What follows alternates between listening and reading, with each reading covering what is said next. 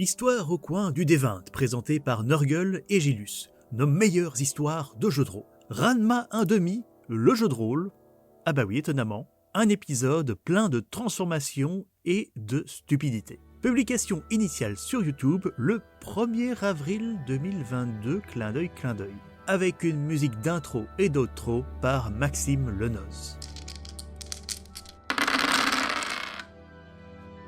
Alors, bonjour ou bonsoir, si vous êtes à table. Bienvenue de retour dans Histoire au coin du D20. Les meilleures histoires au coin du D20. De Jeux de rôle. Nos meilleures histoires de jeux de rôle. Bienvenue dans Histoire au coin du D20. En ligne. Bon. Et donc, de quoi allons-nous parler aujourd'hui, mon cher Eh Gilles? bien, aujourd'hui, nous allons parler de crâne de cristal. Ah oui, c'est vrai qu'on a prévu ça. Nous allons boire, mais peut-être montre déjà le... Mais je te donne ton verre. Et donc ici, oui, une fois n'est pas coutume, nous commençons l'émission en buvant un petit verre de vodka crâne de cristal. Voilà, oui, c'est ce qu'on fait d'habitude. Et ici, donc le crâne de cristal, c'est la vodka de Dan Aykroyd, qui est une vodka magique, si je ne dis pas de bêtises. Vous pouvez le vérifier, c'est vérifiable. Hein. Je crois que son pouvoir magique, c'est qu'il n'y a pas de sulfite ou de phosphate dedans. Oui, et puis t'as aussi la magie des anciens Incas, ou Mayas, ou Aztèques, on sait jamais très bien. Parce que mais non, ça c'est que dans les vrais crânes de cristal. Ces gens sont racistes contrairement à nous. Donc... Et donc, nous allons parler aujourd'hui, l'heure est à la nostalgie. Oui. Puisque nous allons vous parler d'un jeu qu'on a fait il y a bien longtemps, qui fait partie des jeux qui gravitent autour des dessins animés de notre enfance, puisque c'est le jeu de rôle de Ranma 1/2. Ouais. Qui est paru à l'époque, je crois, en 3 parties dans le Club Dorothée Magazine. Tout à fait. Avec il valait mieux pas les rater, puisqu'il y avait une partie des règles dans un tome, puis la création de persos, etc., etc. Voilà. C'était séparé. C'était à l'époque où le jeu de rôle n'avait pas une très bonne réputation. Il y avait la fameuse émission avec Claire Chazal qui disait que c'était un truc... pas bien et satanique, mais Dorothée, elle s'en foutait de ça. Dorothée, elle jouait de la provoque. C'était Claire Chazal ou c'était Mireille Dumas? Je pense que c'est Mireille Dumas. C'est Mireille Dumas, oui. On va dire que je me suis trompé. Donc oui, l'émission avec Mireille Dumas qui disait que c'était un truc de sataniste. Bon, elle n'a pas complètement tort en même temps, mais Dorothée, elle s'en foutait. On disait la même chose sur les mangas. Oui. Alors que franchement, mettre des dessins animés avec des gens qui foutent des doigts dans le corps des autres pour les faire exploser. Tout à fait, mais Dorothée n'a jamais eu peur de faire le mal, et c'est aussi un peu pour ça qu'on l'aime. Ben oui, c'était une belle personne amorale, je dirais. Oui, voilà. Et donc, ce jeu de rôle, Ranma 1/2, a été maîtrisé par notre seule maîtresse de jeu, à savoir Val, qui a maîtrisé ça à l'époque. Avec notre groupe habituel. Il est quand même assez sympa de constater que c'était une maîtresse de jeu pour un jeu de rôle qui est basé sur une bande dessinée qui est écrite et dessinée par une autrice. Tout à fait. Rumiko Takahashi. Une autrice, pas une autruche, attention. Oui, voilà. Tout à fait. Et qui parle d'ailleurs pas mal d'histoires de changements de genre et de changements de choses. Hein. Tout à fait. Ne le cachons pas.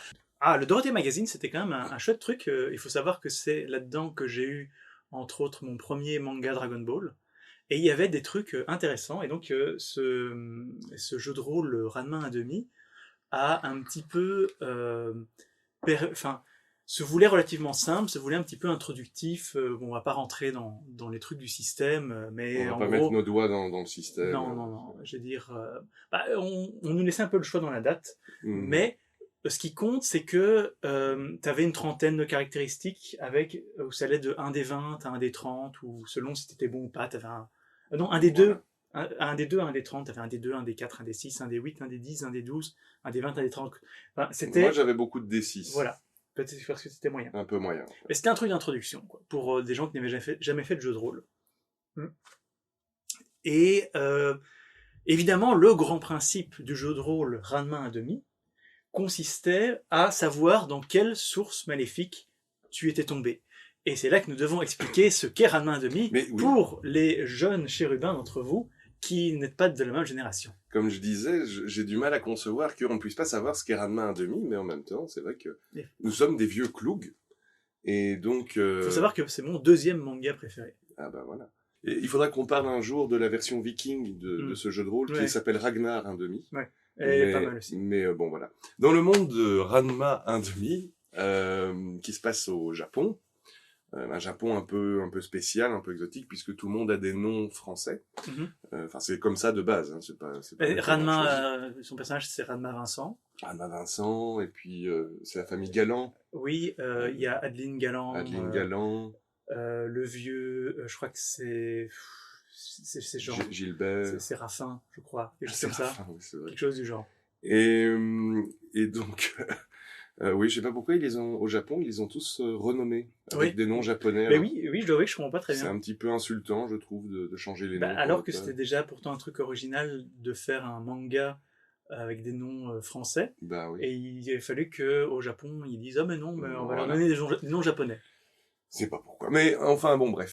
Et donc, dans ce monde de jeu, ce pays un petit peu fantaisiste qu'est le Japon, il y a un pays voisin qui s'appelle la Chine, qui lui aussi est un pays imaginaire. Et dans ce pays imaginaire, il y a des sources maudites. Et quand on... Faut savoir que le dirigeant de ce pays est un ours avec un t-shirt rouge. C'est un ours jaune. Enfin, c'est un peu limite, je trouve. Ouais. Bref. Euh, Donc il y a des sources. Oui, tout à fait. Non, parce que je me disais, mais par où commencer? Il y a des sources maudites qui, quand on tombe dedans ou quand on se trempe dans leur eau, on obtient une espèce de malédiction qui fait que à chaque fois que tu vas être aspergé d'eau froide, tu vas te transformer en la créature qui s'est noyée dans cette source. Ouais. Et donc, dans Ranma 1,5, le personnage qui donne son nom à la série, il est tombé dans la source de la jeune fille. Quand il est mouillé, Quand il mouille, oui. voilà, il se transforme en femme. Et il lui faut de l'eau chaude pour se transformer en homme. Voilà. Et donc il peut vraiment passer, entre guillemets, de la forme d'un homme. Une transition très rapide. C'est vraiment la transition ultime. Voilà. Alors il y en a qui se transforment en cochon, qui se transforment en canard, En en panda, panda, en chat. en créatures mythologiques. Oui, tout à fait. Ouais, il y en a des qui sont bizarres, qui sont des accumulations, qui sont des espèces de chimères comme ça. Mais et donc voilà, l'un des grands principes, c'est de savoir dans quoi tu vas te transformer. Mhm. Et donc on était 5 joueurs, si je ne dis pas de bêtises. Et on a fait une mini campagne autour du méchant dont je vais taire le nom pour le moment, Oui, qui essayait de se créer une espèce de harem. voilà. On présenterait les persos? Commençons par ça, c'est parfait. Ah ben voilà. Alors moi, mon personnage, il s'appelait Célestin. Et c'était un collégien, somme toute, normal du Japon, à savoir qu'il était nul dans ses études, et il pensait qu'il y a une seule chose, c'était prendre des photos de petites culottes. Voilà, truc classique. Et donc Mais voilà. t'avais plein de points en photo.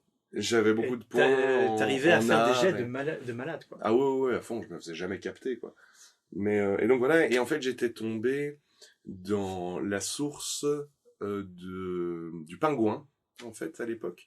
Et donc, je me disais, ça va être pas mal, surtout que le pingouin, c'est un animal qui peut un peu glisser, qui est assez bas, donc Ouais. pour... Mais en plus, t'avais un petit appareil photo attaché devant toi. Exactement. Et comme les filles te trouvaient mignonne, elles venaient s'accroupir Voilà. et ça permet de prendre des photos de culottes. Exactement. Et alors, j'avais souvent mon pingouin qui avait 2 jets de sang qui sortaient de son bec. Voilà, ça c'est le cliché qui fait rire les petits comme les grands.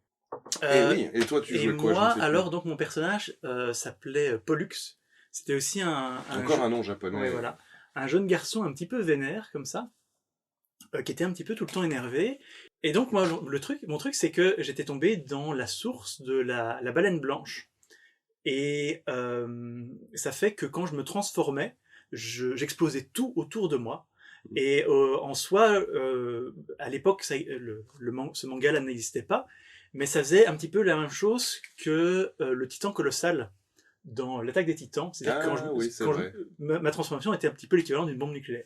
C'est une attaque de zone. Voilà. Mais bon, après, t'avais beaucoup plus de mal à te battre si t'étais pas dans l'eau, quoi. Mais c'était un petit peu une vengeance parce qu'il y a une époque où j'avais joué un poisson qui n'arrivait pas à faire grand-chose. Et donc, cette fois, j'ai décidé de jouer un mammifère. Ah, ouais. Et c'était dans les cités d'or. Voilà. Non, c'était dans un autre jeu de rôle, je sais plus. Vous Ah. retrouverez bien. Et voilà, donc mon but c'était la destruction totale. Il y avait Gigi avec son personnage qui changeait pas d'apparence. Alors j'ai jamais très bien compris. Il était tombé dans la source Futanari. Il jouait un personnage féminin, ce Oui. qui lui est pas souvent arrivé. Non. Et alors, on comprenait pas très bien parce que quand on lui lançait de l'eau froide, son apparence ne changeait pas. Et Non. il disait, ah, mais c'est la source du futa, c'est la source du futa, Futanari, ouais. du futanari. Et alors, on dit, bah, je sais pas. En fait, à part qu'on le voyait beaucoup plus souvent, il gardait ses mains dans ses poches à ce moment-là, Ouais. à partir du moment où il était mouillé. Mais ça n'avait pas Non, je beaucoup sais de pas. différence. Et il avait une espèce de moto, d'espèce de cri de guerre. C'était Clitoris de Yen. Et donc, ensuite, on avait le personnage de Florian, qui, lui, c'était un petit peu plus quelque chose qui jouait sur sa personnalité, où il était tombé dans la source du clown. Clown, ouais. Et donc, mais il avait un handicap aussi. Il avait pris... Bah déjà, c'était la source du clown, c'était assez étrange. Mais il avait pris le handicap transformation douloureuse. Voilà. Ce qui fait qu'à chaque fois qu'il se prenait de l'eau froide, juste de l'eau froide, ça tournait au film d'horreur, quoi. Il commençait à se tordre. Et on entendait Il y avait ses pieds qui s'allongeaient. Ah oui, avec comme ça. Vraiment, c'était craquement d'os et poète, Voilà, quoi, à chaque fois. Son nez qui gonflait. Ah ouais. Comme s'il se prenait des piqûres d'abeilles. Et il avait ses yeux qui sa peau qui pleurait. devenait blafarde et Voilà. tout. La petite fleur qui lui sortait de la tête. Et son crâne qui se brisait. Tout c'était ça. un peu dark pour un jeu de rôle qui se voulait à la base rigolo et enfantin. Voilà. Mais... Et alors, lui, il voulait le jouer un petit peu à la Joker, comme ça. Ah oui, je suis un clown. Mais non, mais Val avait été très clair. Non, la source du clown, tu prends la personnalité d'un clown et tu dis bonjour les petits enfants. Ok, je vais à chaque fois parler comme ça et je dois jouer comme ça. Une fois qu'il est passé cette transformation, parce que il devait, pendant qu'il se transformait, à chacun de ses tours de jeu, pendant les 3 premiers tours, le temps qu'il se transforme, il devait crier. Ouais, voilà, c'était vraiment hurlement et poète, quoi. Ouais.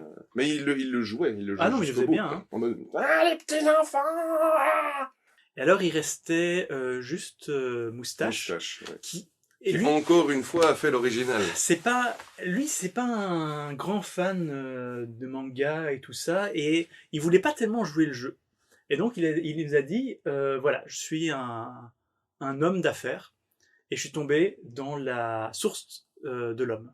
Voilà. Et donc en gros, quand on le mouillait, il changeait légèrement d'apparence, il devenait un homme, quoi. Ouais. Mais voilà, c'était l'homme en fait. C'était vraiment pas bon. À part qu'il était beaucoup plus grossier quand une fois qu'il s'était pris de l'eau. Ouais. Parce que l'homme de la source de l'homme, visiblement, il jurait comme un charretier. Ouais, il devait juste jouer ça. C'est un petit peu un truc qui a été imposé parce qu'à la base, il voulait juste rien changer. Ouais.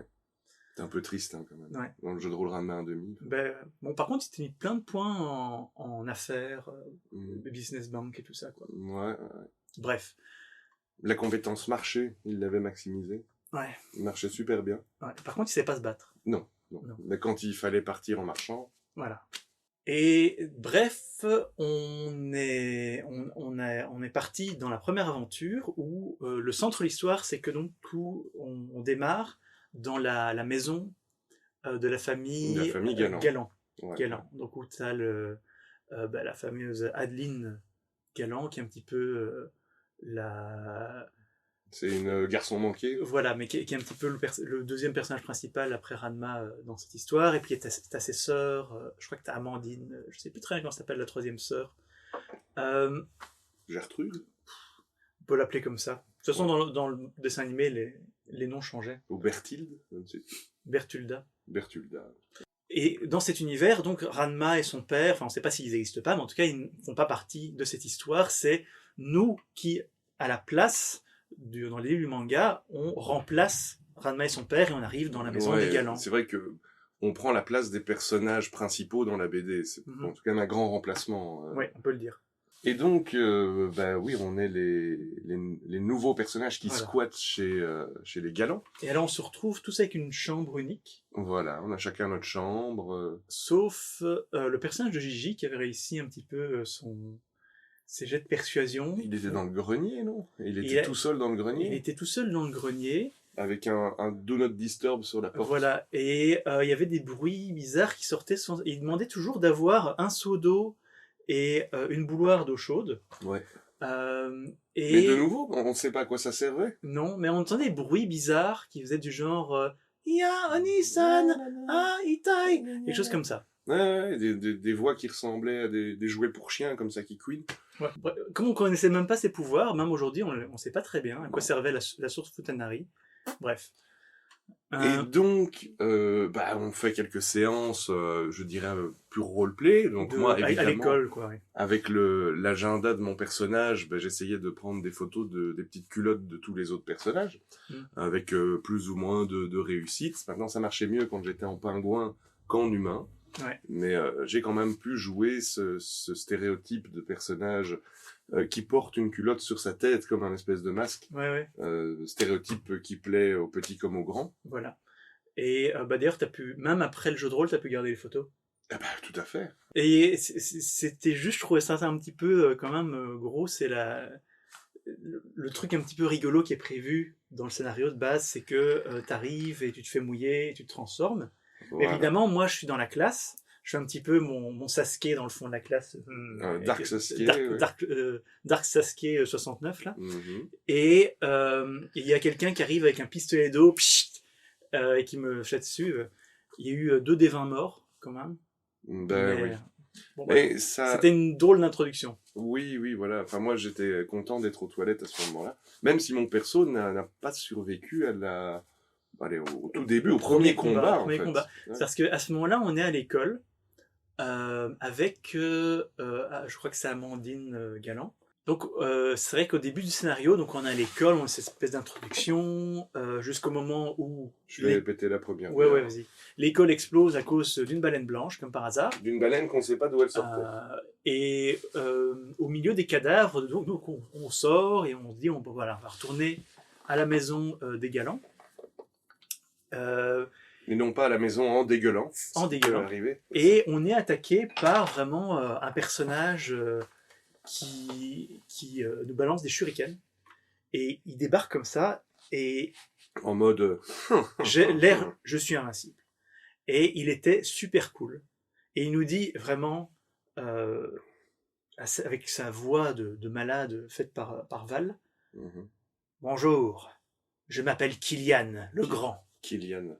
Et donc Kylian, déjà, chapeau pour le nom. Vraiment trouver un nom badass comme ça, je trouve ça très fort. Et Kylian, lui, en gros, il était tombé dans la source maléfique ultime. Mais ça, on l'a découvert que plus tard, parce que d'abord, il nous affronte à main nue, normalement. Disons que dès le départ, moi je me dis, ok, ce gars-là, avec l'aura de puissance et de malfaisance qu'il leur répand, rien déjà qu'à entendre son nom, tu vois. Il faut qu'on s'en débarrasse, c'est certainement le premier boss. Donc, je me mouille pour me transformer, parce qu'en humain, j'étais pas très fort en combat. Je me transforme donc en pingouin. Et là, je dis à Val, je vais utiliser mon attaque où je glisse sur mon ventre avec mon bec vers l'avant pour aller l'attaquer, pour l'empaler, quoi. Et là, directement, elle me dit, mais il n'y a pas de neige, il n'y a pas de glace. Je suis en mode, merde, putain, c'est pas vrai, quoi. Et donc, le premier combat commence et je suis obligé d'expliquer au maître de jeu que, ouais, mais non, mais il a plu, ils ont arrosé la pelouse, donc je peux quand même glisser. Finalement, elle me dit que je peux le faire. Et je sais plus, il s'est transformé. Alors, je sais plus ce que vous avez fait. On a tous un petit peu décidé de se transformer. Et alors, pendant tout le combat, au final, il y avait le personnage de Florian qui se transformait en clown. Donc... Il y avait ses mains qui devenaient des gants et tout ça. Et la Ronald McDonaldisation. Voilà. Il y a le personnage de Moustache qui se transforme en homme. Qui se transforme en lui-même. Ouais. Voilà. Moi, je préfère éviter les morts supplémentaires à ce moment-là. Donc, je reste un petit peu à l'écart. Et Gigi, il sort sa matraque qu'il avait toujours dans son pantalon. Ouais. Et il s'était aussi mouillé. Et de nouveau, il n'y avait pas de différence. À part peut-être un peu sa voix. Ouais, voilà. Quand il se prenait de l'eau, il faisait un peu... voilà. Comme ça. Il faisait c'est ce qu'il appelait la technique Bible Black, je crois. Enfin bref. Et donc, moi je suis le premier à attaquer. Je glisse sur mon ventre avec mon bec vers l'avant. Je fais un jet. Échec critique, évidemment. Et donc mon bec se prend dans tu vois, les trucs pour les canettes, enfin, pour tenir les canettes. Et donc, je me retrouve avec mon bec qui est fermé et je vais en piquer en plein dans quoi? Dans une cuboméduse. Mais oui, parce que le truc du méchant de Killian, c'est que il pouvait se transformer en cuboméduse. Alors si vous savez pas, la cuboméduse, c'est l'être vivant le plus empoisonné, le plus dangereux, Le plus toxique. qui existe sur Terre. Si tu touches, ton système nerveux est paralysé et tu t'étouffes. Mhm. Et donc c'est le truc, c'est donc quand tu le touches et tu vas faire un jet de résistance au poison, difficulté 29. Donc déjà si t'as pas un D30, t'es foutu, et toi je crois que t'étais moyen. J'avais des D6. Ouais. Et donc, en fait, je devais faire 6, puis 6, puis 6, puis 6, puis 6, puis 6, puis 6, puis 6, puis 6, puis 6, puis 6, puis 6, et je les ai pas fait. Et je les ai pas fait. Parce que j'ai pas fait assez de 6. Ben non. Et donc tu meurs. Et en fait, voilà, premier combat, c'était genre à la fin. L'autre bière. Ah, bien sûr. C'était genre à la fin de la 2e ou 3e séance, ben mon personnage meurt. Et je vous avoue, je l'ai mauvaise. C'est un peu deg, oui. En plus de la mort de ton personnage, t'as le méchant et il avait un pouvoir hypnotique, et donc il hypnotise la fille. Ah oui, bah on a loupé la mission. Et il part avec sur son bras. Donc la fille qu'on était censé protéger se fait enlever. Bon, on se dit, c'était probablement prévu comme ça. Enfin, c'est ça qui lance l'aventure. C'est ça qui lance l'aventure. Donc en gros, le temps que le clown se soit transformé, le méchant était déjà parti. Parce qu'il n'avait pas encore sa machette à ce moment-là. Il avait pas... Non, la machette, elle arrivera plus tard, mais un clown avec une machette. C'est rigolo. C'est amusant. Quel concept de personnage de malade. Gigi, lui, il avait visiblement beaucoup de mal à sortir sa matraque de son pantalon. Ouais. Et donc, il a pas donné un seul coup. Moustache a marché extrêmement bien. Il s'est positionné d'une manière parfaite. Oui, parce qu'il a plein de points en marché. C'était la compétence qu'il avait maximisée. Ouais. Et donc voilà. Et donc j'avoue que moi je suis quand même très mauvais d'avoir perdu mon personnage. Et, on me dit, faut en refaire un pour la séance d'après. Et donc, mon personnage s'appelait Célestin. Et donc, là, on me demande d'en faire un deuxième. Je fais Céleste 2, quoi. Et celui-là, je m'étais dit, bon, je vais prendre un animal qui est peut-être un petit peu plus pratique qu'un pingouin. Et donc, il se transformait en hamster, figurez-vous, quand il était mouillé. Oui, il devenait moyen. Et il devenait... Mais en fait, voilà, c'était un personnage qui était ni bon ni mauvais en tout. Ouais. Mais pour l'infiltration, c'était nickel, par contre. Tout à fait. Voilà. Parce qu'on ne se méfie pas des hamsters. Non. D'ailleurs, pour ceux qui se méfient pas, il paraît même qu'il y a des hamsters, quand tu dors, qui peuvent rentrer dans ton cul pour faire leurs petites aventures. Ah ouais. T'as vu ça sur Internet, toi, je parie. Quelque chose comme ça, ouais. Et donc, la deuxième aventure commence. Et déjà, on se fait... on manque de devoir se battre contre le patriarche de la famille Galland, parce que... on a quand même laissé une de ses filles se faire kidnapper par un type. On ne sait pas très bien ce qu'il lui veut. Non. À ce moment-là, on ne savait pas. Mais bon, je sais pas si ceux qui se souviennent de la série doivent se souvenir qu'en fait le père de la famille Galland n'est pas un très bon guerrier. Mais on a quand même eu peur. Donc là, le truc était un peu mal embarqué. On a dû un petit peu le tabasser et on l'a enfermé dans les toilettes, je crois. Dans les toilettes, oui. Et d'ailleurs, on l'a oublié. Oui, je crois qu'on l'a jamais sorti, en fait. Non, mais justement, à la fin, on a retrouvé un squelette. Ah, merde. Ouais, parce que y a Val qui nous a rappelé. Nous, on avait complètement oublié. Il y a Val qui... À la fin de l'aventure... À chaque fois, elle faisait revenir le mec qui se transforme en panda, qui disait mais pourquoi il donne pas de nouvelles Pourquoi il joue pas au Go avec moi, tu vois. Ouais. Un peu triste, en fait, quand j'y pense. Au Go, je trouve ça un petit peu... C'est au shogi qui joue, principalement. Donc je trouve que c'est un petit peu nul pour toi de pas connaître la culture japonaise. Ouais. C'est un petit peu insultant. Je crois que je coupais d'ailleurs. Écoute, je connais pas tous les univers de fantasy par cœur. Et donc, la deuxième aventure commence. Donc, on a déjà perdu une fille de la famille Galland. Amandine. Et puis après, on part à un espèce de festival sportif japonais avec Annabelle. Voilà. Et donc, il y a plusieurs écoles qui sont mises en confrontation. Et c'est dans ce scénario-là qu'on rencontre le lieutenant de Killian, qui est un champion de ping-pong. Ouais. Et donc, il nous défie à un tournoi de ping-pong pour savoir... Enfin, en gros, si on perd le tournoi de ping-pong, ils enlèvent la deuxième fille, quoi. Ouais.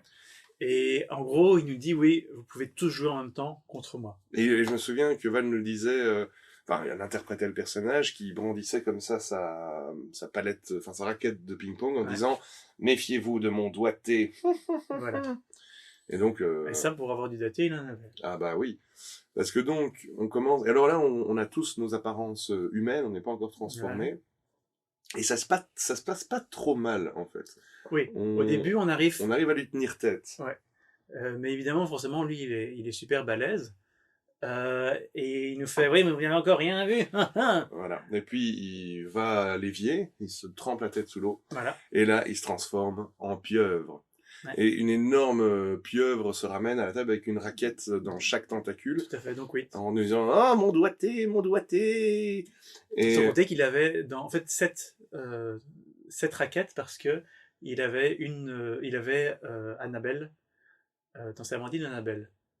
Annabelle, je crois, dans une des 100 tentacules. De toute façon, elles se ressemblent toutes. Oui.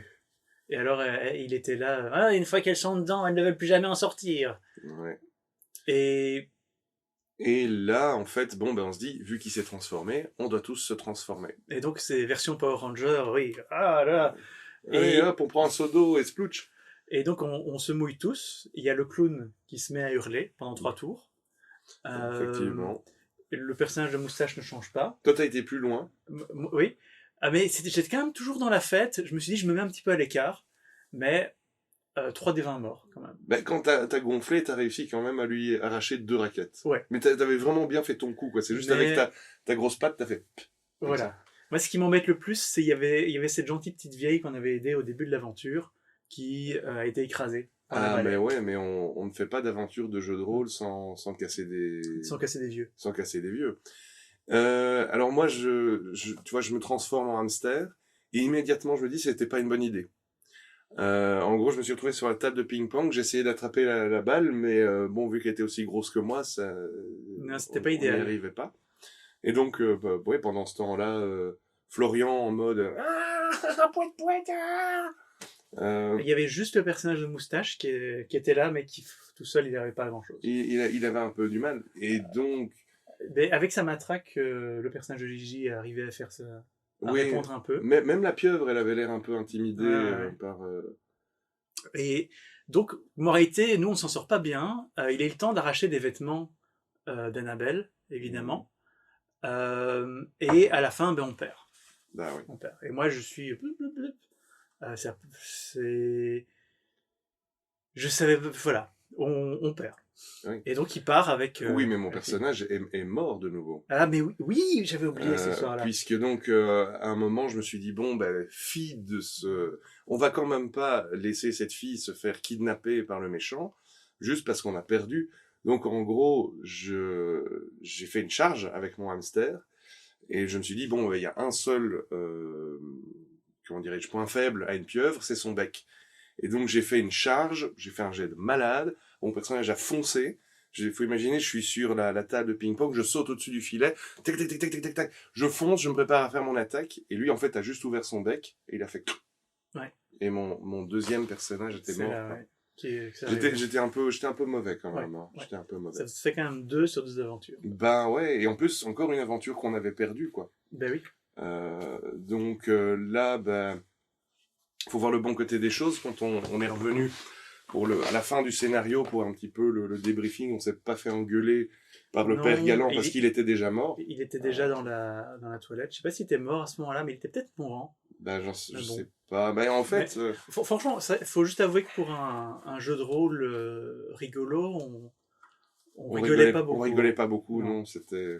C'est un petit peu con parce qu'on foirait tout ce qu'on voulait faire et pourtant on essayait de faire ça au mieux. On avait pris des transformations... sympa. Nickel, mais après, moi, j'ai un peu essayé de maximiser, quoi. Ouais, et c'est là qu'est arrivé ton 3e perso. Et donc, ben, j'avais eu Célestin, Céleste 2, et donc le 3e personnage, logiquement, je l'ai appelé Robert. Ouais. Et alors là, je me suis dit, ok, maintenant, on me la fait plus. Je veux une transformation qui soit ultime, Et donc, j'avais fait un personnage qui était tombé dans la source du tardigrade. Donc, j'imagine que tout le monde sait ce que c'est un tardigrade. Ouais. C'est un animal qui est un extrémophile, donc il résiste à tout, il résiste au vide de l'espace, à la sécheresse, au froid polaire. C'est juste qu'il est microscopique. Voilà. T'étais complètement invincible en tant que tardigrade.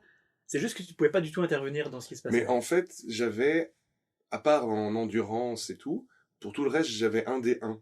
Ouais. En fait, en gros, t'as même pas jeté le dé, t'as 1. Tu fais Bien 1. que, pourtant, si on avait voulu suivre la logique du fait que quand tu fais le maximum sur un dé, tu peux le relancer, avec un D1, tu fais automatiquement l'infini. Ben oui, mais ça ne visiblement, pas marcher ça comme n'a ça. pas été accepté. Mais donc voilà, Robert le tardigrade était lâché. Et putain, moi j'en avais gros sur la patate. Hein. Ça allait chier dans la dernière aventure. Quoi. Voilà.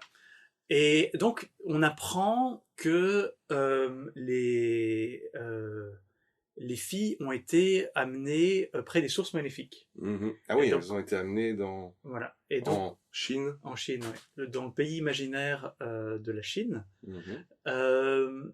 Et donc, on va là-bas avec aussi Adeline, qui est quand même le dernier personnage qu'on doit protéger. Donc, on prend le bateau et tout, parce que le Japon est une île dans cet univers, et la Chine est une autre île. Une autre île. Enfin, une espèce de continent à côté, ouais. Et oui, alors en plus, ça a été toute une mini-aventure, ne fût-ce que pour avoir le bateau pour aller en Chine. On n'avait pas de voiture, il y avait des problèmes. Alors, il y avait juste le personnage de moustache qui marchait vite. Donc, oui, le personnage de moustache, il marchait, mais vraiment... il y avait tous ses points à marcher. Donc, ouais. Et donc, en gros, voilà que nos personnages sont obligés de faire du stop pour aller jusqu'au port. Et donc, on a du bol de tomber sur un PNJ qui veut bien nous prendre en stop, qui a la place, parce qu'il a une camionnette. Une camionnette blanche. C'est un personnage comme ça avec des grosses lunettes sales. Oui, avec des traces de doigts et des pellicules. C'est un peu bizarre pour quelqu'un de chauve. Mais... et donc, on lui demande son nom, et il nous dit « Je suis Pimpin-san. Mais vous pouvez m'appeler Pimpin-chan. » Et visiblement, il s'intéressait beaucoup au personnage de Gigi. Je ne sais pas pourquoi. Ouais. Il a juste dit « Vous êtes quelqu'un de super intéressant, vous êtes juste trop vieux. » Voilà. On n'a pas très bien compris. Mais après, on n'a plus vu ce PNJ. Non, il nous a juste amené pour prendre le bateau. Moi, il m'a donné un bonbon. Voilà. Et puis voilà. Puis on a eu le bateau et on est parti en Chine. Ouais. Et moralité... On est arrivé à pied par la Chine. Voilà. Et donc, on arrive aux sources maléfiques. Et moi, je me dis, ok, j'en ai marre, je sers à jamais à rien dans les combats. Et donc, je dis à Val, bon, j'en ai marre, je vais dans toutes les sources que je peux. Et donc, il y a toute une liste, tu as une liste à 1 des 1000 pour lancer, pour voir dans quoi tu tombes. Mm-hmm. Et je dis, je me jette dans 10 sources. Et donc, elle tire 10 fois des trucs. Et le truc, c'est qu'à ce moment-là, je ne sais pas encore l'effet. Et je me dis, bon, ok, je garde ça pour le combat final. Qui n'a pas duré, parce que pendant qu'on était dans les sources, pendant que moi je faisais mes conneries, il y a le Kylian, qui arrive super cool et tout, et qui enlève, avec ses pouvoirs hypnotiques, Adeline. Ah ouais. Et donc on apprend à ce moment-là qu'en fait il est en train de se faire un harem avec toutes les filles. Parce qu'un jeu de rôle, c'est pas toujours facile. Et je crois qu'il y a beaucoup de joueurs qui comprennent pas ça très bien. Oui. Il y a le gimp, il fait du bruit là, c'est un peu gênant. Ouais, bah écoute, je vais pas encore donné à manger aujourd'hui, mais on peut peut-être attendre la fin de l'enregistrement. Tu lui donnerais pas son oreille de porc. Ah, ok. Ah, elle est là. C'est le truc, ouais, j'avais prévu au cas où. C'est bien dégueu. C'est ça. du porc ou c'est de l'humain? C'est du porc. Je vous rassure, on ne fait rien d'illégal. Mais il faut demander toujours quelque chose en contrepartie. Ah, donc, okay. Tu donnes la patte. Donne la patte. Voilà. Donne ta papate. C'est bien. T'es un bon T'es gimp. sûr que tu veux ça? C'est sûr que tu veux? Ok, tiens. Où on en était? Il va retourner dans sa cage tout seul? Oui, écoute, je fermerai après. Ok. Et donc, qu'est-ce qu'on disait? Et donc, maintenant, tout ce qu'il nous reste à faire, c'est on apprend que dans une grotte, il y a une montagne avec une grotte, et dans cette grotte, il y a la planque de Kylian. Et on se rend compte qu'il y a le personnage de Gigi qui avait disparu Mhm. à ce moment-là. Qui avait aussi disparu, on ne sait pas pourquoi. Et Gigi, il reste un peu de côté. Ouais. Et donc, tous les 4 autres, on grimpe la montagne. Et vous autres, vous aviez prévu un plan de malade. Ben ouais, un plan intestable. Et déjà, tous à l'avance, vous vous transformez. Mhm. Et on arrive à la grotte où le méchant... On arrive à la grotte, et donc on se rend compte, en arrivant en haut, qu'au milieu des 3 filles galants nues, il y a non seulement Kylian, mais aussi le personnage de Gigi, Ouais. qui se cache prestement. Ouais, ben là directement, ah, tout ça le traître et tout, Voilà. machin. Enfin, Mais qui décide de rester un petit peu à l'écart de la confrontation finale. Et moi, je dis, attends un petit peu, Kylian, tu n'as pas encore vu ma dernière transformation. Et là, je me couvre d'eau. il faut vous expliquer qu'il avait chopé entre une trentaine de... Et donc, qu'est-ce qu'il y avait comme source dans laquelle je suis tombé donc, en plus de la source, porc, évidemment... rhinocéros, pieuvre, concombre de mer. Ouais. Il y avait pas mal de trucs de la mer. Il y avait corail. Il y avait chien. Il y avait... Il y avait de l'oiseau aussi, il y avait des poissons. Il y avait la grue. Il y avait le yeti. Il y avait Baudroie. Le dragon de Komodo. Et je me souviens plus. Et donc, moralité, tout combiné, je me transforme en immense boule de chair, de tentacules, de griffes, d'écailles. En gros, Azathoth, quoi. Val nous avait décrit ça comme si on avait pris un vieux chewing-gum déjà mâché et qu'on l'avait roulé dans le fond d'une poubelle d'un restaurant, en fait. Mais qui fait la taille d'un pâté de maison. Quoi. Voilà. Et alors bon, non seulement mon personnage ne peut plus rien faire dans cet état-là, mais à part faire... voilà, mais en plus je deviens fou. Et elle m'explique que ouais, si tu veux reprendre ton apparence normale, il faudrait foutre l'équivalent d'une piscine olympique d'eau chaude sur toi, donc ça n'arrivera pas. Ouais. Et donc mon personnage est là pour souffrir jusqu'à la mort. Voilà. Et donc on se dit immédiatement, bon, on est face au boss et on a déjà perdu quelqu'un du groupe, quoi. Ouais. On va devoir se démerder. Et donc là, on met en place notre plan intestable pour tuer Kylian. Ouais. Le clown a déjà sa forme de clown. Il n'est plus en train de hurler de douleur, il est en train de hurler de... La joie de tuer. La joie de tuer, voilà. Comme tout bon clown. Ouais. Et il a sa machette. Machette qui risquait de casser parce que elle n'est pas très solide, mais et le boss est particulièrement puissant. Mais tu sais pas vraiment trancher une cuboméduse parce que c'est trop... Voilà. Mais du coup, en fait, moi, mon tardigrade microscopique se met sur la lame. Ouais. Et donc, ça la rend incassable. Ouais. Je dis intestable, le ouais. plan.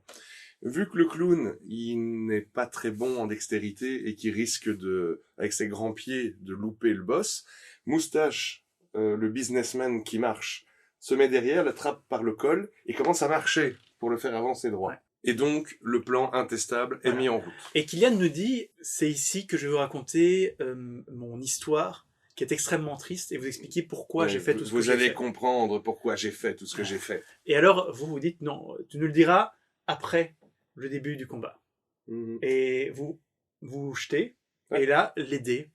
Ah mais tout parfait. Tout le monde réussit. Réussite critique. Et donc le businessman pousse le clown, marche avec le clown de manière parfaite. Le gars, on va nous décrire un peu la peur dans ses yeux quand il voit un clown avec une machette qui arrive. Il a à peine le temps d'apercevoir le microscopique tardigrade qui lui fait un doigt comme ça. Voilà, pas le temps de se transformer. Et bam, en plein, la tête fendue en deux. Ouais. Il a encore un petit peu... Il essaie de se transformer en cuboméduse. Mais c'était une cuboméduse tranchée, quoi. Voilà. Et puis, moi... elle nous raconte, vu que c'est quand même un jeu de rôle humoristique, elle nous raconte comme il y a son œil qui pend à cause de la machette qui a vraiment tranché une partie de sa tête, et qu'il y a l'œil qui cherche à regarder comme ça, ouais, mais ça marche pas. Et donc voilà. Et puis finalement, en plus du coup de machette, il finit avec un tardigrade dans la cervelle. Voilà. Alors moi j'ai commencé à puncher les cellules autour de moi, et c'est comme ça qu'on a réussi à le buter in extremis, quoi. M'aurait été un jeu de rôle original mais classique à la fois. Oui, assez classique.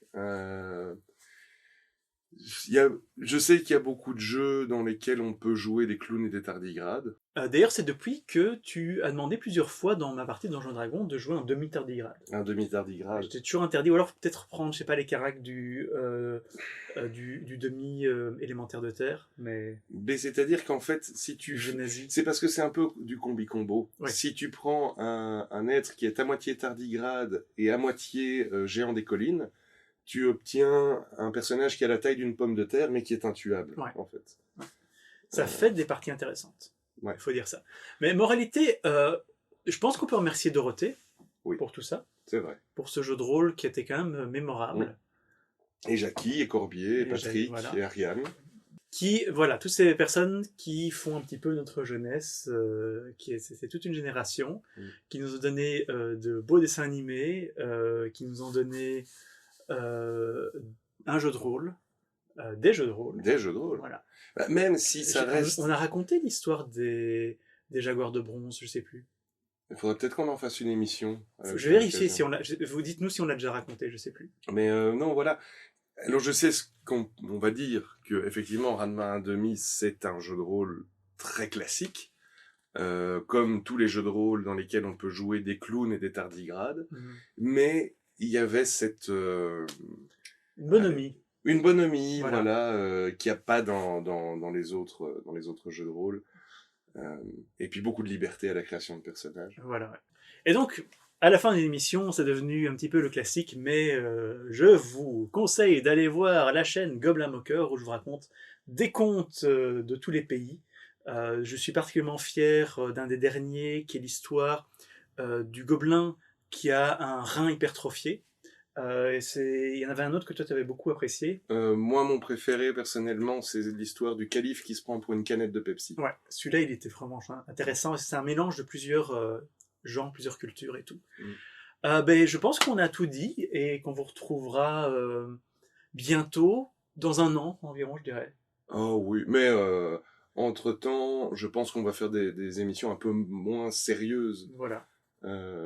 Enfin, un petit peu moins... un peu plus original que ça. Ouais, parce que si c'était un petit peu trop sérieux. Voilà. Voilà. On se revoit bientôt et on vous dit à la prochaine. Et que la chance vous sourie d'ici là.